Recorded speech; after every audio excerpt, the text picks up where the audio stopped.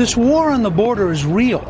And what people are trying to do is a psychological war, very often guided, by the way, by American leftists who are activists and American left-wing organizations who are helping finance it. So who's doing the organizing of it? So there's a group called Pueblo Sin Frontera, which means people without borders. By the way, it tells you a lot about what their intention is. Sure. They don't believe in borders. They want a free flow of people. And the migrants are backed by an organization that's offered support for these types of caravans for more than a decade. The organization, Pueblo Sin Fronteras, which roughly translates to Village Without Borders, describes itself as a collective in permanent solidarity with displaced peoples. There is an agency in Washington, D.C.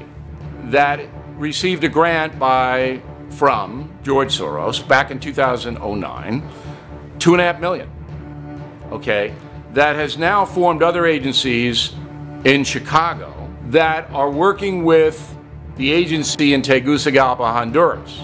This caravan was organized by Bartolo Fuentes, a former Honduran legislator and member of the radical leftist Libre Party.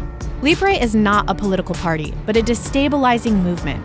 And this caravan antic is right out of the left's disorder and chaos playbook. This caravan was organized by leftist groups in Honduras, financed in part by Venezuela, that all according to the president of Honduras, who told me those things personally. And their goal is to find some way to embarrass the U.S. government so we can't even control our own border.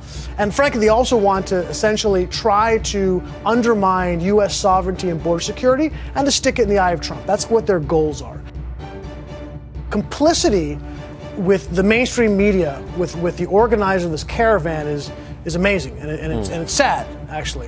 When you see any kind of framing of a video or a picture, the New York Times, the Washington Post, the BBC, CNN, what do you see? Women and children everywhere. Yep. There are some.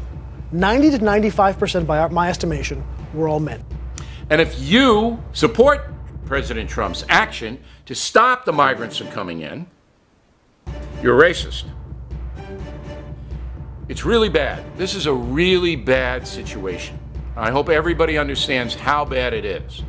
This is a total undermining of American immigration law, by design, funded by shadowy progressive groups the media will not expose, for the sole intent of collapsing our rule of law on the immigration front. And there's been a very weird coalition of some conservative businesses who want cheap labor and a number of ideological left-wingers who don't believe in borders and who want an open border. And we have to be prepared to stand up to that and to do whatever is necessary. I mean, you're either going to have a country and have a border, or you're not going to have a country.